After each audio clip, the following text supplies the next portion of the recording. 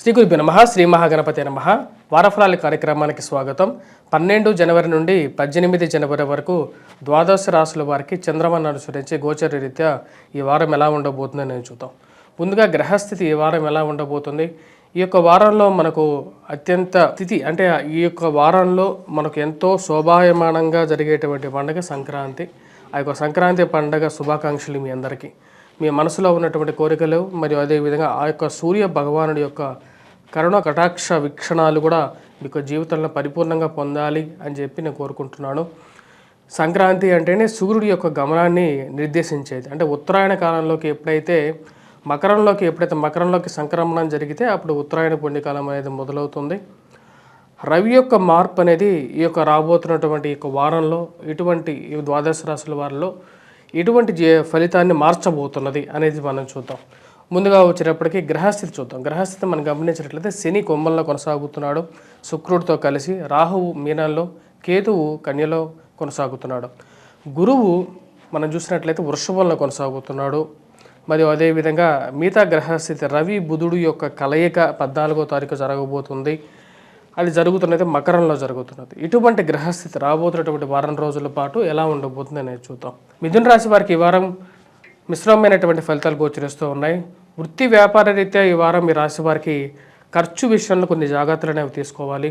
ఇరుగు పొరుగు సఖ్యత విషయంలో తగు జాగ్రత్తలు తీసుకోవాలి. జీవితంలో పురోభివృద్ధి దిశగానే జరుగుతూ ఉంటుంది. బంధువులతో స్నేహితులతో ఈ వారం గడపగలుగుతారు. సంక్రాంతి సందర్భాల్లో సంక్రాంతిని ప్రశాంతంగా జరుపుకోవాలని చెప్పి నిర్ణయించుకుంటారు. బంధువులతో స్నేహితులతో కుటుంబ సభ్యులతో గడిపి మానసిక ప్రశాంతత పొందగలుగుతారు. ఈ రాశి వారికి ఖర్చు విషయంలో తగు జాగ్రత్తలు తీసుకోవాలి. ఇరుగు పొరుగు సఖ్యత విషయంలో కూడా తగు జాగ్రత్తలు తీసుకోవాలి. ఎదుటి వారితో మనం అన్ని విషయాలు చెప్తున్నాం, కానీ వారు ఎటువంటి వారు అనే విషయాన్ని ఎక్కువగా పరిగణలోకి తీసుకోవాలి. మీ మీద ఊర్లో దుష్ప్రచారం చేస్తున్నటువంటి వారు ఎవరో కాదు, తెలిసినటువంటి వారే, మన పక్కనున్నటువంటి వారే విషయాన్ని మీరు తెలుసుకుంటారు. అంటే మీ పక్కనే ఉంటూ ప్రతి విషయాన్ని తెలుసుకుంటూ ఊర్లో మీ గురించే చెడుగానే చెప్పడం జరుగుతూ ఉంటుందన్నమాట. అదేవిధంగా ఈ రాశి వారికి ఖర్చు విషయంలోనూ కొంచెం ప్రభావం కలిగినటువంటి వారంగా ఉంటుంది. అధికమైనటువంటి ఖర్చు విషయంలోనూ ఆరోగ్య పరంగాను జీవిత భాగస్వామి ఆరోగ్య సంబంధితమైన విషయాల్లో కొంచెం ఆలోచనలో ఎక్కువగా పడుతూ ఉంటారు. మనకు వయసు అయిపోతుంది కాబట్టి మనం కొన్ని జాగ్రత్తలు తీసుకోవాలి ఆరోగ్యపరంగా అని చెప్పి ఆలోచన ఉంటుంది. కెరీర్ పరంగా ఉద్యోగపరంగా చేస్తున్నటువంటి ఉద్యోగం కన్నా నూతన ఉద్యోగ ప్రయత్నాల్లో ఎక్కువగా ఇంట్రెస్ట్ చూపిస్తూ ఉంటారు. కొత్త ఉద్యోగంలోకి మారితే కానీ నా యొక్క వాల్యూ వీళ్ళకి తెలియదు, నేను పడుతున్నటువంటి కష్టం గుడ్డి చాకరీ చేస్తున్నప్పటికీ కూడా ఎక్కువగా పడిభారం పెడుతున్నారు. ఇక్కడ ఉద్యోగం అనేసి వేరే చోటుకి వెళ్ళటం కానీ ట్రాన్స్ఫర్స్ కానీ జరిగితే కానీ మానసిక ప్రశాంతత పొందలేను ఆలోచన అనేది చుట్టుముడుతూ ఉంటుంది. ఆలోచన గురించి ఎక్కువగా ఆలోచించగలుగుతారు. ఈ వారం ప్రయాణ సంబంధితమైన విషయాల్లో సానుకూలమైనటువంటి ఫలితాలు పొందగలుగుతారు. విద్యా సంబంధితమైన విషయాల్లో విద్యార్థులకి సానుకూలమైనటువంటి ఫలితాలు పొందగలుగుతారు. పోటీ పరీక్షల కోసం ప్రిపేర్ అవుతున్నటువంటి విద్యార్థులు కష్టపడి చదవవలసినటువంటి ముఖ్యమైనటువంటి సూచన.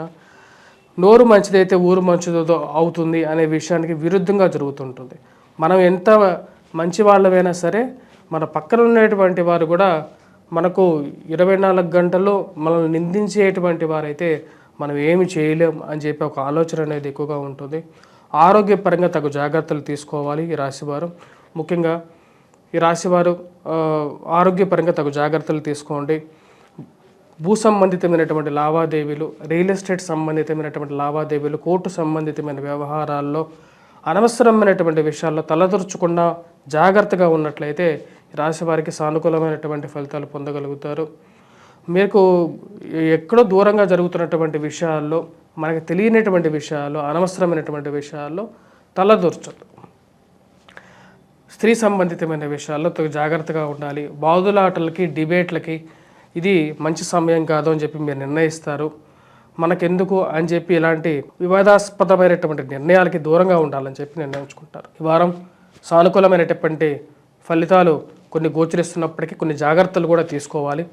ఈ రాశి వారు చేసుకోవాల్సినటువంటి పరిహారాల్లో ముఖ్యంగా కుజుడు అంత అనుకూలమైనటువంటి స్థితిలో లేడు. కుజగ్రహ మంత్రజాపాన్ని చేయటం, అదేవిధంగా రవిగ్రహ మంత్రజాపాన్ని చేసుకున్నట్లయితే కొంచెం సానుకూలంగా ఉంటుంది. ఎందుకంటే 14వ తారీఖున మనకు సూర్యుడికి యొక్క మార్పుని ప్రతిబింబించేదే ఈ యొక్క సంక్రాంతి. ఈ ఈ యొక్క సంక్రాంతి రోజు మనకు పురాణాల నుంచి కూడా చెప్తుంది ఏంటంటే సూర్యభగవానుడు అత్యంత శక్తివంతమైనటువంటి వాడుగా చెప్పడం జరుగుతుంది అన్నమాట. మనకు ఈ యొక్క సూర్యుడిని పూజించే విధానంలో ఈ యొక్క సంక్రాంతిలో మనకు పొంగలి చేయటం కానీ, లేకుండా ఉంటే అరుణపారాయణం చేయటం కానీ, ఇవనేవి శాస్త్రోక్తంగా మనకు జరుగుతున్నటువంటివి. ఆ యొక్క పరిహారాలు చేసుకున్నట్లయితే సరిపోతుంది. సూర్యుడికి అర్ఘ్యాన్ని సమర్పించడం ఇటువంటివి చేసుకోండి. సంక్రాంతి మీ అందరికీ కొత్త అవకాశాలు, ఆశలు రావాలని చెప్పి కోరుకుంటున్నాను.